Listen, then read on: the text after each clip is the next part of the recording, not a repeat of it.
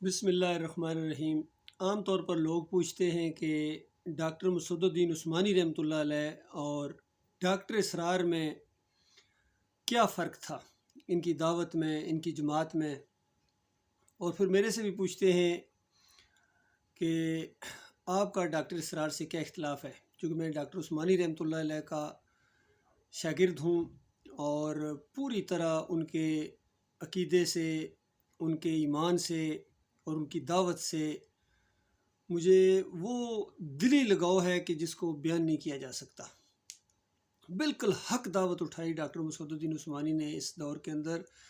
بلکہ میں تو کہوں گا کہ اللہ تعالیٰ کی رحمت اور شفقت کی وجہ سے، اس محبت کی وجہ سے جو انسانوں سے مالک پیار کرتا ہے، اس محبت کی وجہ سے، رحمت کی وجہ سے یہ دعوت اٹھی، کیونکہ ہر طرف کفر و شرک پھیلا ہوا ہے اور صدیاں بیت گئی ہیں، کسی عالم دین نے اس کے خلاف کلی طور پر آواز نہیں اٹھائی ہے۔ جزوی طور پر تو لوگ کسی ایک نقطے کو بیان کسی نے کیا، کسی نے دوسرے کو بیان کیا، کہیں توحید بیان کی اور ساتھ شرک بھی بیان کر دیا، ملا جلا کے پیش کیا، لیکن پوری طرح کفر کو کفر کہا جائے اور اس سے بیزاری کا اعلان کیا جائے، اس کا رد کرنے کی دعوت دی جائے اور ایمان عقیدے کو علیحدہ کر کے اس کے اوپر عمل کیا جائے، اور اس دور میں ثابت کیا جائے کہ اس دور کے اندر بھی اگر کوئی عالم دین میدان میں اترتا ہے تو یہ دین جو ہے، اسلام جو ہے، یہ ایک حقیقی دین ہے، اس پر عمل کیا جا سکتا ہے، اس کے نظریات، اس کے عقیدے، یہ بالکل ایک سچا دین ہے۔ تو اس حوالے سے میں آپ کے سامنے ڈاکٹر اسرار کے بیٹے کا ایک کلپ جو میرے سامنے آیا ہے، وہ میں آپ کو بتاتا ہوں کہ کس طریقے سے ڈاکٹر اسرار نے جب جماعت اسلامی کو چھوڑا، اس سے پہلے ڈاکٹر عثمانی رحمۃ اللہ علیہ بھی چھوڑ چکے تھے، بلکہ ڈاکٹر اسرار کی ایک کتاب اس کا نام میرے ذہن سے اتر گیا، لیکن میں نے خود وہ مضمون پڑھا ہے جس میں انہوں نے گویا ہیڈنگ سا باندھا تھا کہ دیوانے کی پکار، اور اس کے اندر انہوں نے لکھا کہ ماچھی گوڈ کے اندر جب مودودی صاحب نے جمہوریت کے شرک کی طرف اپنا رخ کیا اور لوگوں نے سمجھایا بھی، لیکن وہ بات سننے کے لیے تیار نہیں تھے، تو ڈاکٹر مسعود الدین عثمانی رحمۃ اللہ علیہ نے وہاں کھڑے ہو کے تقریر کرنا شروع کر دی اور بہت ہی ان کو سمجھایا، یعنی کہ دیکھو جس بنیاد کو تم لے کر اٹھے تھے یا شروع میں جو آپ کی باتیں تھیں، اب اس سے آپ جو ہے ہٹ رہے ہیں اور بالکل ایک اس جمہوریت کی طرف آپ کا رخ ہے، تو یہ ہمارا وہ نہیں تھا شروع میں معاملہ۔ ہم تو یہ کہتے تھے کہ ایک ہاتھ بھی اس دعوت کی طرف نہ آئے، اور انبیاء توحید کی دعوت دیتے ہیں، جس علاقے کے اندر آئیں، جس ماحول کے اندر آئیں، تو وہی دعوت جو مکہ میں اٹھی تھی، وہ انقلابی دعوت، وہی ہم اٹھائیں گے، تو آپ نے جمہوریت کی طرف کیسے رخ کر دیا؟ بہرحال یہ کرتے ہیں جب تھوڑی سی جماعتیں لوگوں کی بن جاتی ہیں، چاہے وہ حافظ سعید ہو، اس نے بھی جمہوریت کے شرک کا راستہ اختیار کیا، خادم حسین رضوی نے بھی ادھر رخ کیا، اور یہ سمجھتے ہیں کہ جمہوریت کے ذریعے یہ اسلام لے آئیں گے، تو یہ ان کی خام خیالی ہے، بلکہ جہالت ہے، ان کے دماغ کی خرابی ہے، تو وہ کامیابی نہیں ملی ان کو اس طریقے سے، بلکہ پٹڑی سے ہٹ گئے مودودی صاحب۔ تو اس میں کتنے لوگوں نے پھر جماعت کو چھوڑ دیا، امین حسن اصلاحی تھے، یہ کیا نام ہے، ڈاکٹر اسرار، ڈاکٹر مسعود الدین عثمانی رحمۃ اللہ علیہ نے، اور پھر ڈاکٹر صاحب نے کیسے بھی میں نے سنا ہے کہ انہوں نے ڈاکٹر اسرار کو کہا کہ جب دین کا کام کرنا ہے تو آپ گٹھے مل کے کرتے ہیں، اس پر رضامندی کا اظہار کیا ڈاکٹر اسرار نے، اور وہ کراچی شفٹ ہو گئے۔ اس کا ذکر کر رہے ہیں ان کے بیٹے، ذرا اس بیان کو ذرا آپ خود سنیے، اس کے بعد انشاءاللہ میں اس کے اوپر مزید تبصرہ کروں گا۔ اور اس کے بعد پھر جب والد محترم منتقل ہوئے ہیں کراچی، اور اس میں بھی اصل بات جو پیش نظر تھی وہ یہ تھی کہ اس وقت ڈاکٹر مسعود الدین عثمانی صاحب ایک وہاں کی بہت ہی معروف شخصیت تھے جو دین کے لیے کام کر رہے تھے اور بہت ہی تندہی سے کر رہے تھے، بہت خلوص سے کر رہے تھے۔ تو والد محترم وہاں منتقل ہوئے تو اسی جذبے کے ساتھ کہ وہی مشن میرا ہے، اور انہوں نے چاہا کہ کراچی جا کر مسعود الدین عثمانی صاحب کے ساتھ مل کر جو ہے کام کریں۔ تو 61 سے لے کر 63 کے تقریباً آخر تک کا علاقہ، یہ دورانیہ جو ہے والد صاحب کا کراچی میں بھی تھا، وہ بھی میری یادداشت میں کچھ نہ کچھ محفوظ ہے کہ انجمن دفاع عام، یہ ڈاکٹر عارف رشید ہے، ڈاکٹر اسرار کے بیٹے، جو پرانی یادوں کو تازہ کر رہے ہیں کہ دین کے جذبے سے کام کرنے کے لیے یہ کراچی شفٹ ہوئے۔ ڈاکٹر مسعود الدین عثمانی رحمۃ اللہ علیہ کے ساتھ انہوں نے 61 سے 63 تھا، یہ 3 سال کچھ عرصہ گزارا وہاں۔ حالانکہ ساتھ ہی کہہ رہے ہیں کہ ڈاکٹر مسعود الدین عثمانی بہت ہی جوش اور جذبے اور خلوص کے ساتھ دین کا کام کر رہے تھے، تو آخر ڈاکٹر اسرار کو وہ جوش اور جذبہ کیوں پسند نہ آیا؟ وہ وجہ میں بتاتا ہوں،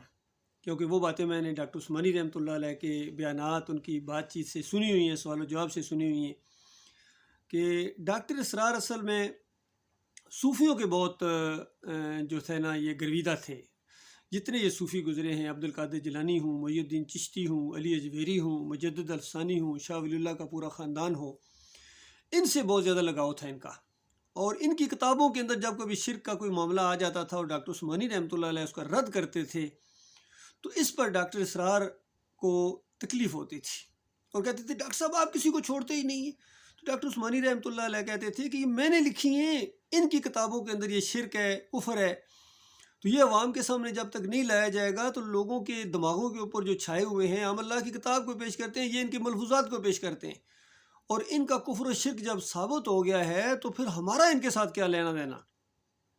لیکن ڈاکٹر اسرار اس چیز کے ماننے والے نہیں تھے،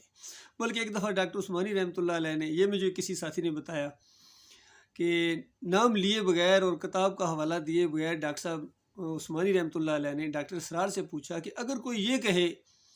کہ فلاں نے گھوڑے کی عمر کسی کی بیوی کو لگا دی، بیوی کی عمر گھوڑے کو لگا دی اور مردے کو زندہ کر دیا، تو اس طرح کے عقیدے رکھنے والا کے بارے میں آپ کا کیا خیال ہے؟ تو ڈاکٹر اسرار کہنے لگے یہ تو کچھ زندیق ہی ہو سکتا ہے، کافر مشرک اس طرح کی باتیں کر سکتا ہے۔ ڈاکٹر عثمانی رحمۃ اللہ علیہ نے ان کے سامنے انفاس العارفین رکھ دی، یہ شاہ ولی اللہ صاحب فرماتے ہیں، تو ایک دم وہ جس طرح ایک انداز ہوتا ہے ہمارے ملک میں، لا حول ولا قوت، آپ نے ڈاکٹر صاحب کیا میرے سے اتنے بڑے مجدد کے بارے میں ایسے الفاظ آپ نے نکلوا دیے، ایسے آپ نے ایسا نہیں کرنا چاہیے تھا۔ پھر ڈاکٹر اسرار کا ایک میں نے خود کلپ بعد میں سنا، تقریر ابھی بھی سوشل میڈیا پر وہ عام ہے، کہنے لگے کہ یہ جو فلسفہ ہے کہ نیک لوگ جب مرتے ہیں تو ملائکہ اسفل کے اندر شامل ہو جاتے ہیں، یہ چیز جو شاہ ولی اللہ صاحب نے حجت اللہ البالغہ کے اندر لکھی ہے، کہتے ہیں یہ چیز مجھے کہیں قرآن سے نہیں ملی ہے، یہ فلسفہ نہ کسی حدیث کے اندر، لیکن شاہ ولی اللہ کی بات میرے نزدیک بذات خود حجت ہے شاہ صاحب کی بات۔ اور پھر کہنے لگے کیا میں شاہ صاحب کی بات کو ردی کی ٹوکری میں پھینک دوں؟ یعنی قرآن کے خلاف بات، حدیث کے خلاف بات، لیکن شاہ صاحب دماغ کے اندر اس طرح چلے گئے ہیں جس طرح بنی اسرائیل کے مشرکین کے اندر بچھڑا چلا گیا تھا، نہیں نکل رہا تھا۔ اصل میں یہ معاملہ ہوا ہے جب ڈاکٹر اسرار نے دیکھ لیا کہ ڈاکٹر عثمانی جو ہیں وہ کسی بڑے اور چھوٹے کا لحاظ کیے بغیر جس کا بھی شرک ثابت ہو جائے اس کو چھوڑتے نہیں ہیں، تو لہٰذا یہاں سے نکلو۔ پھر بوریا بسترا انہوں نے 3 سال بعد اٹھایا، 3 سال بعد، اور اس کے بعد وہ لاہور شفٹ ہوئی ہے جب بھی ہوئی۔ یہ معاملہ ہوا ہے اصل میں اللہ کے بندوں، یہ اصل میں کفر بالطاغوت کرنا یہ جو مردوں کا کام ہے۔ یہی معاملہ علی انجینئر کا ہے، وہ کیوں ڈاکٹر اسرار کا زیادہ شیدائی اور ڈاکٹر عثمانی رحمۃ اللہ علیہ کا وہ سمجھیے مخالف ہے اور کبھی نام نہیں لیتا علمی انداز سے، کیونکہ ڈاکٹر عثمانی رحمۃ اللہ علیہ نے کفر بالطاغوت کیا ہے، بڑوں بڑوں کو کٹہرے میں لایا ہے، اور وہیں سے اس نے علی انجینئر نے سیکھا ہے، یہ اور بات کے نام نہیں لیتا ہے، وہیں سے سیکھا ہے اس نے، لیکن ملا کے پیش کر رہا ہے، یعنی حق اور باطل کو ملا کے پیش کر رہا ہے۔ کہتا ہے یہ بڑے بزرگ تھے، ہو سکتا ہے کسی نے ملا دیا، اس نے ظن رکھو،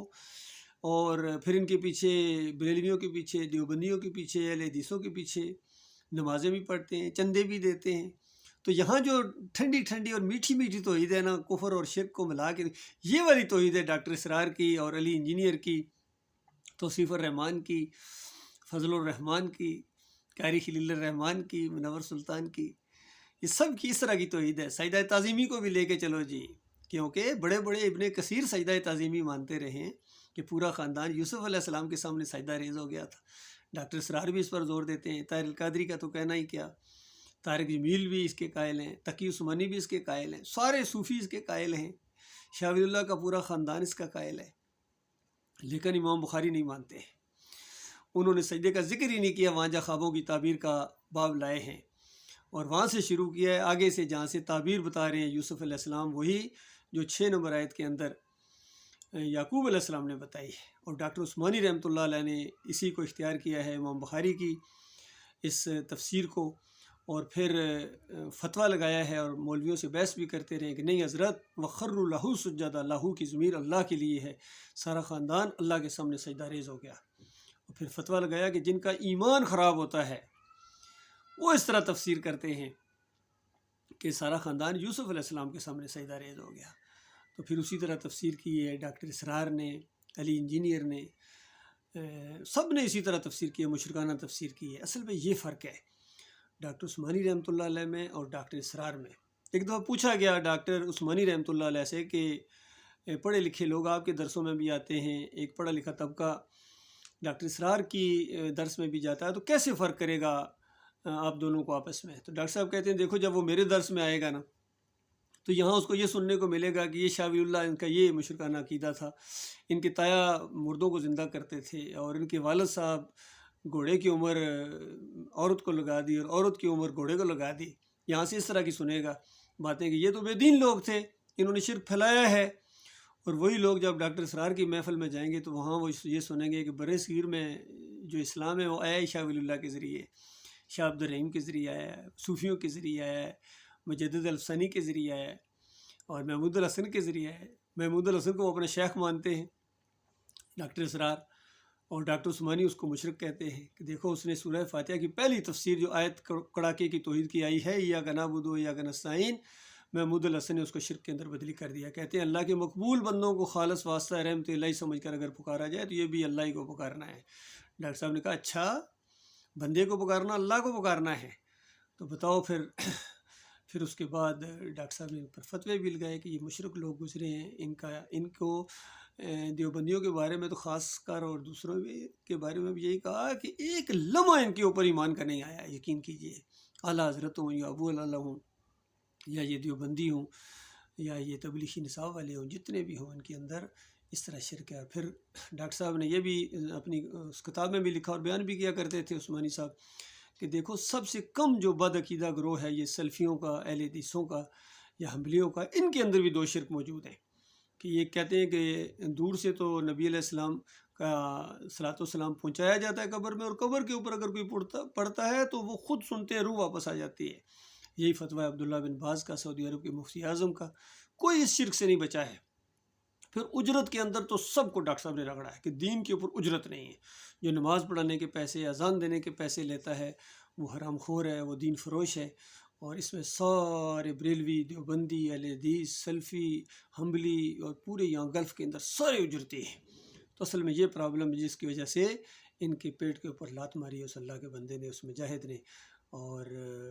یہ اختلاف ہے ہمارا ڈاکٹر اسرار سے، علی انجینئر سے، اور ان سب سے ہمارا یہی اختلاف ہے عقیدے کا، ایمان کا، توحید کا۔ فروعی معاملات کو ہم چھیڑتے بھی نہیں، یقین کیجئے وہ فروعی معاملات ہیں، لیکن ایمان عقیدے کا معاملہ ہے، بنیاد جہاں معاملہ ہے، دین کا معاملہ ہے، اس سے اختلاف ہے ان سب کے ساتھ، چاہے علی انجینئر ہو، ڈاکٹر اسرار ہو، محمد حنیف ہو، منور سلطان ہو،